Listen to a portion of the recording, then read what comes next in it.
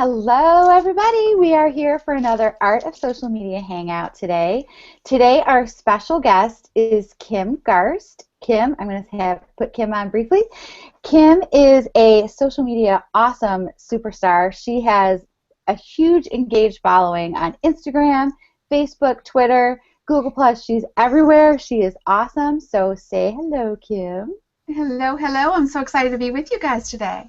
And Kim has a super cute accent, too, because she's from down south. Kim, where are you from originally? I'm originally from Virginia. Yeah, you have such a cute accent.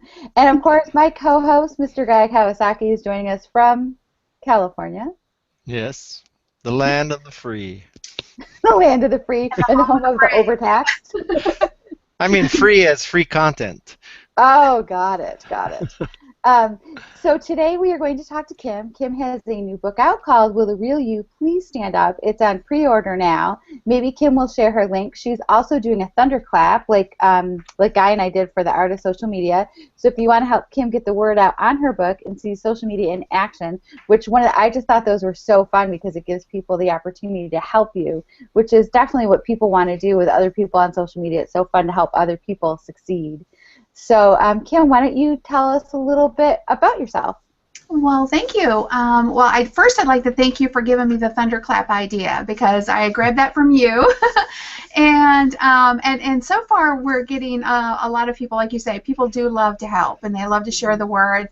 And so a lot of people have been, jumping on the thunderclap. And if anybody else wants to welcome your help, obviously, those of us who have wrote a book, as Peg knows and Guy knows, Guy's got a lot of experience with authoring books and marketing books. But you think when you write a book that's the hard part, but that's not the hard part. It's not.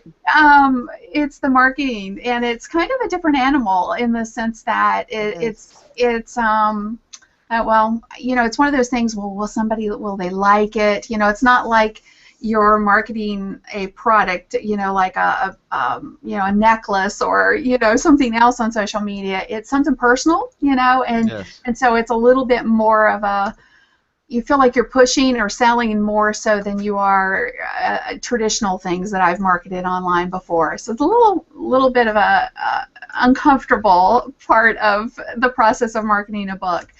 But I've loved it. I'm enjoying it. I've loved getting to know you, Peg, and appreciate that you and Guy have me on today. So I'm here to just answer any questions I can and hopefully give as much value back to your audience as I can.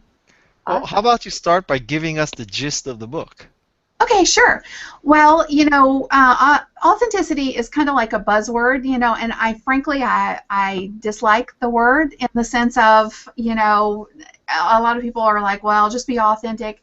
The book is about authenticity, but in my opinion, it's a little bit. I've tried to stress the importance of it from a personal standpoint, and just being you, whether you're an entrepreneur or whether you're a small business owner or even a Fortune 500 company CEO. It all translates down to just being you on social media, and so I've tried to lay that concept out, and it's, a lot of people struggle with this. They don't know how to be themselves. That sounds ridiculous, but it's true. I think that's my number one, and Peg and you guys, probably both of you, have heard this more times than not, is what do I say on social media? Mm-hmm. So they get so wrapped up in trying to be something and do something that's acceptable that they forget to be themselves. So the book is literally just about that. It's about being you and showing up and being authentic on social media, because people buy from those they know, like, and trust. And if you can't showcase that piece of you, then you're going to struggle in the sales department. Well, what happens if the authentic you is not a nice, intelligent, outgoing person? What if you are a schmuck? Try it. I actually talk about that in the book, Guy. Yeah. And frankly, there are people who are attracted to those types of people. Other people that are like that. So if you truly are that person, then you just have to be that person. I would if you're just a smuck and and nobody's going to buy from you, then you might temper it a little bit.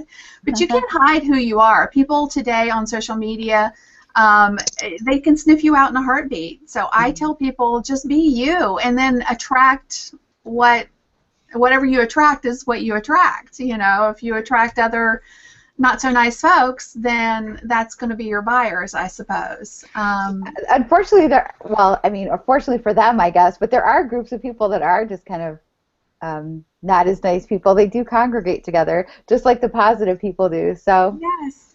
I guess all is not lost if you're. It's actually human nature. I tell people, like, when you go to a social event, you gravitate to people that you know. You don't normally, step out of your comfort zones and try to work the room, meet as many people as you possibly can that you never knew before. And I think social is great in the sense that it allows us to connect with people that are like-minded. And, you may live in a space, like maybe on your block, and you may think, well, I don't know any of these people, and I have nothing in common with any of these people. And yet you can go online, and you can find people and connect with people that are similarly minded as you, and you feel like you have friends that you wouldn't literally have next door to you, kind of thing. So, but the flip side of that is that I think social, if there is a detraction from the advantages of social, is that, the bad part is that because we do kind of congregate together, like you said, Peg, the positive people kind of congregate together, that we've become a little intolerant, I think, of people who don't have that same mindset that we do, and you see it all the time. That's why people don't talk about politics, they don't talk about religion, because it's a hotbed. Nobody wants to step in and talk about those things because they get slammed by somebody who doesn't agree with them. Yeah. So it's just that's interesting. Process, I guess. I saw an interesting article this morning from Kid Rock, who I'm not even a fan of, but he posted some op-ed piece somewhere, and he straight up just said what he thought about everything. And I don't agree with his thoughts on things always, but wow, he just wrote it. It was just like, this is who I am, this is what I do. He cursed when he needed to. It was just like, it was the epitome of authenticity, because he literally just said, I don't face tweet. Like, he doesn't even know what any of the social media stuff is. He said, I'm going to say it's a bad thing. I've never said it. He said he just looks at porn and looks at the news. That's all he does on the internet. I was like, wow, that is way TMI, too honest. But, props to him for just saying what, he's like, this is what the internet is to me. I'm like a 43-year-old dude. I don't care about face tweeting. It's so funny because my husband's not on social at all. I mean, at all. Not even LinkedIn. He's not on. And so he was I heard him in a phone conversation the other day, and he was using terminology for one platform that was not right. He was saying something about tweeting on Facebook. Yeah. I'm like, dude, you just gave away that you are not social media literate at all. I think that goes with all of our spouses, though. I can speak for mine, and I believe guys is not on as well. I think it tends to be like one person is on it, and then my husband Rich, he doesn't even want to be on Instagram. He doesn't even want to be in any of my pictures anymore. I'm like, come on. Yeah. Sometimes I just put it out there so people know there is a husband, but he just. Somebody has to do the real work in the family. Yeah, it's totally me. He's actually reading our book right now, Guy. Oh yeah? Yeah. He found one instance of the art and science of social media. Oh really? As a typo? You should give him a free Kindle copy as a reward. He'll enjoy that. It's so funny that you mentioned Kid Rock, because somebody that's really authentic, I think, in our space is Jessica Northey. Mm-hmm. Yeah. I mean, she just puts it out there, man. She doesn't, no filter. I love her because, in fact, I interviewed her not long ago, and she said, if I want to talk about farts, I talk about farts. And I'm like, I just think that's, awesome. I think, she no filter. She just says whatever, comes to mind, and is truly, truly authentic. Some of us, I think, have a little bit more reserved when it comes to, what we say on social and how we, engage. But those people who just, just shine and be who they are, I think those are the ones that ultimately are, going to be more successful on social media. Yeah. I think Jessica has a nice balance of, I think the thing that we do, maybe Kim, like the reserved part is maybe we don't say all of the things. It doesn't make you less authentic, but sometimes you don't share everything about your family. Like there's a level and a layer that people don't always get where Guy shares a ton of things. He just went on vacation and shared a ton of pictures, but it's not his family pictures. Those are like appropriate pictures. When you get to have like millions of followers, I don't have millions yet, but I have a lot. Your family maybe shouldn't be in all of your pictures. If Guy has 10 million followers, his kids don't need to be in his pictures. Yeah. But they were still his authentic pictures from vacation. So, and Absolutely. Jessica, I think, does a great job of balancing that too. Like showing her great stuff from her life, and now she goes to like award shows and stuff, which is super fun. Yeah. We live vicariously through her. Yeah, Jessica's awesome. Yeah. Oh shoot, I just had something. Let's segue into social media posting, because I'm excited to talk to you, Kim, about how often you choose to post and what you choose to post on different social networks. Well, I have a kind of I don't know if you call it unique philosophy. I don't know if it's unique in the sense that nobody else does it, or that somebody else couldn't do it. But and again, I think the best analogy I've had for the way that I post is one that I heard Josh Parkinson use not long ago, and he was talking about using content and the things that you post on social as chum, because we're all fishermen essentially, and it was a fishing analogy, and he was talking about using the content that you put out and the things that you post as basically chum, to chum the waters, and then your marketing pieces are your bait, your hooks. And so that's kind of my philosophy. I share a lot of content that one at first glance would say, well, that has nothing to do with her business, so why would she share that? But that's my chum. It's my attraction to my ideal client and forming relationships with people so that when they do want my product or service, that I will come top of mind because I've been engaging and sharing content with them. And in my opinion, the content that I share isn't always about my product or my service. In fact, most of the time it has nothing to do with my product or service. It's about connecting on a human level, and then again, whatever comes out the bottom or the top, whichever way you want to look at your funnel, is what is a result of the content that I share. So that's kind of my philosophy. I use a lot of different content. I have what I call content buckets. And once I identified what those buckets were, it was so much easier to develop content for those buckets. Mm-hmm. We noticed that you tweet and post a lot. Yes. So do you get pushback from people saying you're spamming me? I looked at my timeline and there's 5 of your posts, and how dare you interrupt my perfect world with stuff that's not ideally suited for me? You ever get that crap? Very rarely. And my unfollow rate is really low, I think, compared to even, we've had a lot of clients that we kind of monitor, obviously, from a social media management standpoint, and you see their unfollow rates. And so my unfollow rate is pretty low.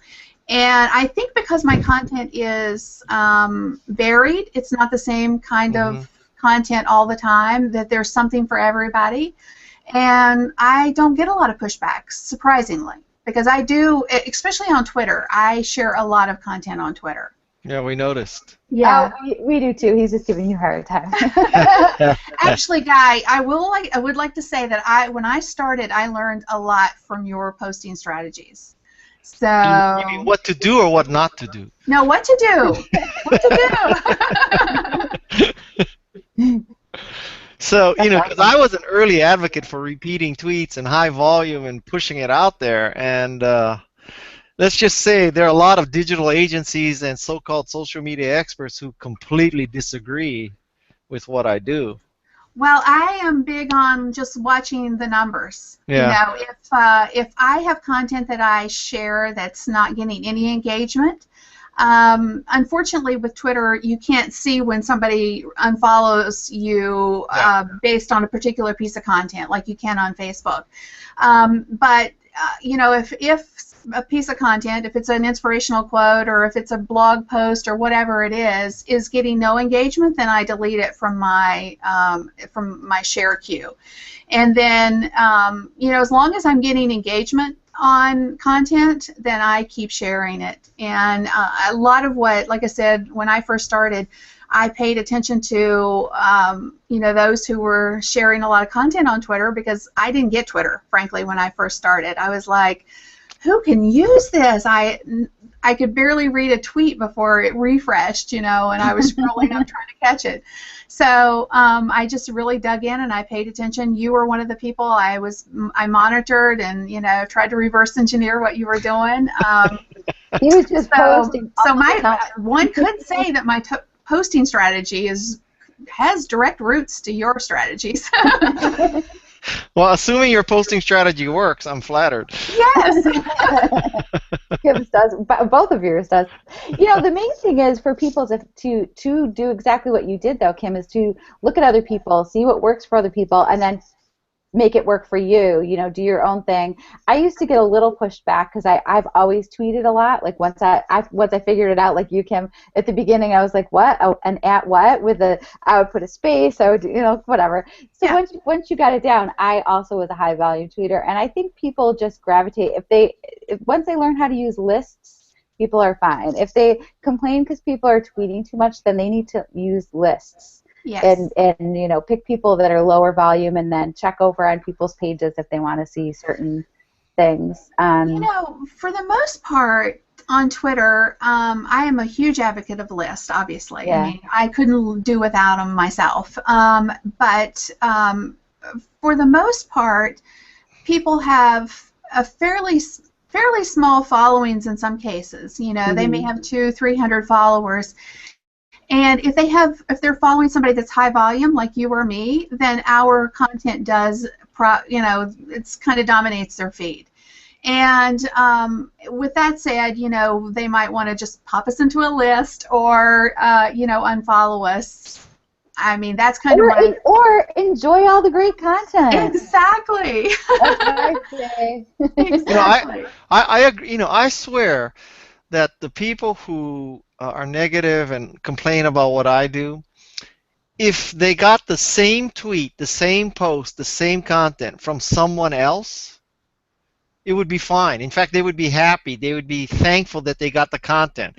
But the fact that they got 4 things from me somehow makes me a bad person because I had too much content. I don't understand that. I mean, either the content is good or not. What does it matter who it came from, right?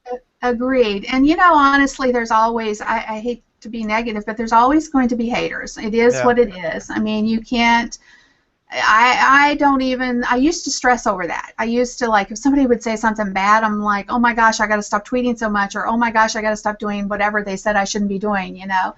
But then I just said, you know, I'm here to serve more people than that person. And if it's 1 or 2 people, then, you know, next. And I'll just keep working on and serving those who want my content. If they don't, then move on, unfollow me. Yeah.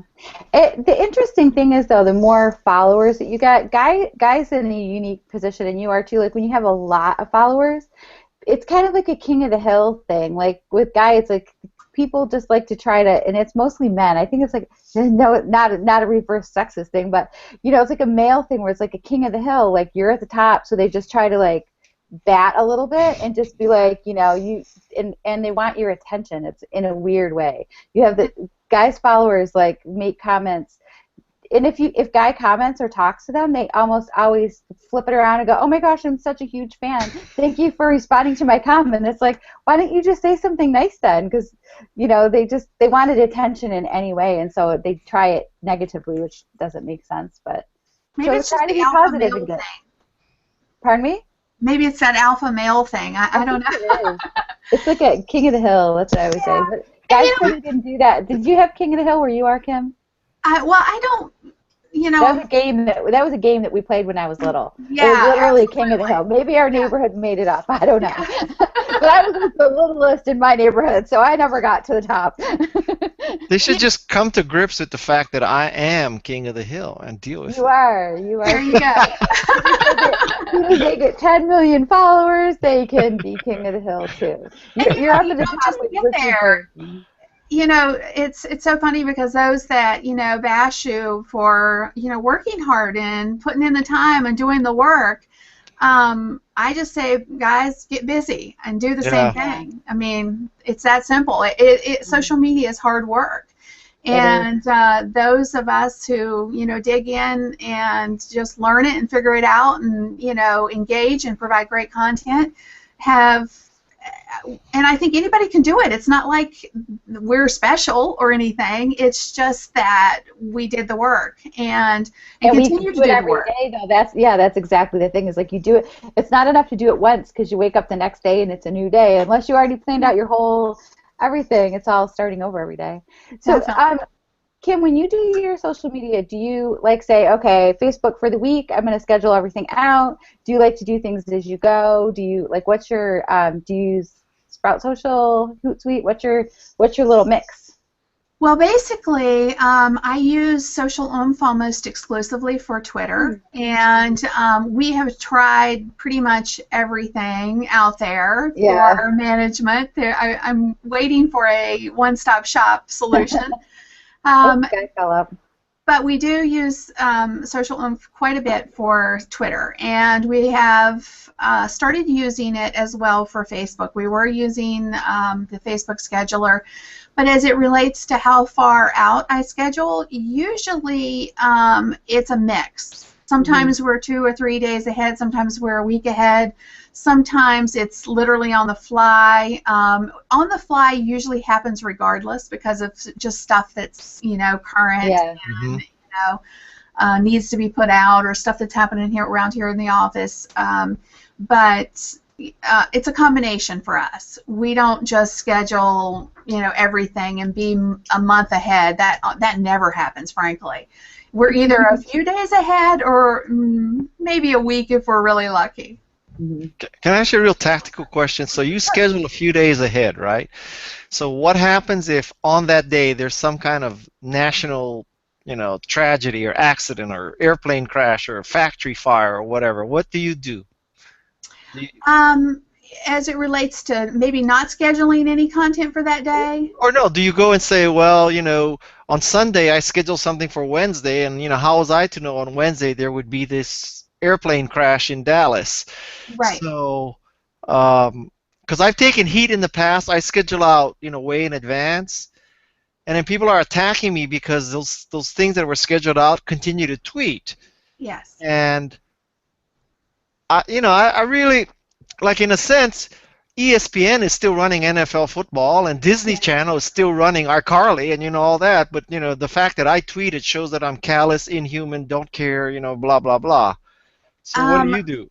I usually let my content continue to continue to go out, and acknowledge the fact that something bad has happened. I usually like if. And of course, when I said that I schedule a few days out, that's my Facebook content, because that was the question specifically. Twitter is scheduled out way farther in advance than Facebook is. But I usually but I kind of the same mindset guy. I think life continues to move, and people's consumption of content continues to happen, even though there is something major happening in the world that's a catastrophe of some sort. I don't think that people just stop and focus on just that particular thing. And I don't think because we share content that's not relevant to that particular life event at that moment makes us bad. Well, the hard thing to decide is, what constitutes a tragedy that qualifies for, stopping social media, right? So, And the reality is that tragedies happen Every day. Every minute, Right. literally. I mean, probably every minute that Right. don't maybe hit the news. In fact, you could go into your Facebook news feed and you could probably come up with 10 tragedies in Yeah. 10 minutes. Yeah. So I hate the Facebook news feed. I tried to turn it off, but you can't. I yeah. don't mind. I don't mind the ads. I don't mind seeing a lot of, but like there's so much bad. That's why I liked Facebook, is because you got away from the news. I'm just not a news consumer. It's just so harsh and negative, But so many bad things happened over the holidays that I was like, stop telling me Facebook. Yeah, and that's our news channel these days. That's where Yeah. people consume news. It's either Yeah. Facebook or it's Twitter. In fact, I think Twitter is probably, news hits Twitter, as we know, before it hits many news channels. It does. So, in fact, if I want to know what's happening with the football game that I'm watching or not watching, Where you're watching your phone. exactly, I look on Facebook. Yeah. Guy, do you have a question you want to throw out there? We have like 2 more minutes. Well, I would love to know some of the top 2 or 3 tips of Kim Garst. Yeah. Okay. Facebook content. Kim has amazing, and I'm talking seriously amazing reach on Facebook. Thank you. Knowing that you're not even scheduling it in Facebook is amazing. Well, let me just talk about Facebook just real quick, some Facebook strategies, because I got this question this morning and somebody said something about, well, you should just post once a day on Facebook. I'm here to tell you guys, if you're a small business or a business across the board and you're posting once a day with Facebook's, it was bad before, but now with Facebook's algorithm changes, I can promise you your content is not going to be seen. So my recommendation to you is to get busy and get committed to consistently posting on Facebook, probably at least 4 to 6 times a day is my recommendation. And everybody's like, oh my gosh, how am I going to do that? I can barely post once a day. But if you want free reach on Facebook, you have to have content that's consistently getting out there and that people can engage with. If you don't want free reach, then post once a day and pay Facebook to show it to your fan base, because that's where you are. I swear many agencies like that, because they want to make money. They don't care about the free organic stuff. Right? They'd rather say, well, we spent $500,000 and we got 500,000 likes. Like, hallelujah, let's declare victory, which just drives me crazy. Who's seeing that content, So, but with that said, let's say, for example, you are an agency and you're paying, you want to post once a day. It might be more cost effective to continue to pay once a day and pay to boost the post or pay to do a Facebook ad than it would be to create content, consistently. So what's your trade-off? Are you either way? You either have to do the work and work hard to build a community organically, or you're going to have to pay Facebook. And I think they're ultimately, especially if you're first starting on Facebook, you're going to have to pay anyway. To build your page these days, you do. But it's really, really inexpensive. I have to say, I started my Facebook page just maybe 3 months ago because I wasn't sure I wanted a page. I had my profile, but then going into the book marketing, Facebook rules say you're not supposed to sell from your personal profile, and being respectful of the terms of service, as you always should be for whatever platform it is, I decided to give it a try, and I have to say my page is doing amazing. Yes. I mean, literally, if you'll spend $2 to $3, $5 a day on Facebook advertising, you can do amazing things with just a very small budget on Facebook as it relates to ads, and get in front of your ideal prospect. So I'm a big proponent of, quality content. It doesn't always, in other words, don't try to push your product or service all the time. Be 80-20, 80% about what people care about outside of your product or service, and then 20% a marketing message. Mm-hmm. Yeah, I swear the only thing agencies do that's organic is eat yogurt. I mean, they don't. Oh my God, that's a It good quote. drives me crazy what they do. It's so true. Yeah. That's the stuff my boss says for the day, guys. Kim, we are right at the half-hour mark, so I'm going to wrap it up. I just shared your Facebook post from today on your blog with 17 Facebook post ideas to give people some ideas if they want to get going. I know you also have, I know you didn't mention it, but Kim has an amazing ebook on Facebook domination. If you want to really get some great tips, Kim has a download on her blog that you can get with great ideas for how to be awesome on Facebook organically, with or without yogurt. You can choose. And I just want to remind you, too, you can check out Kim's book is in pre-order now. Will the real you please stand up and say thank you to Kim Garst for showing up and being our power user of the day. And thank you to Mr. Kawasaki also. And if you would stay tuned for 1 minute, we will be doing our giveaway live. I'm just going to do a brief pause so I can edit this video. Guy, do you want to do the giveaway? Well, Kim, I just want to know, you did read our book, right? Absolutely. Okay. In fact, look. Good. Thank you. I just want to make sure. Yeah, I sent Kim a book. Or Kim, did we send it from the publisher? One of those. It came from the publisher, and I have it on hand. In fact, I was looking through it this morning. Thank you.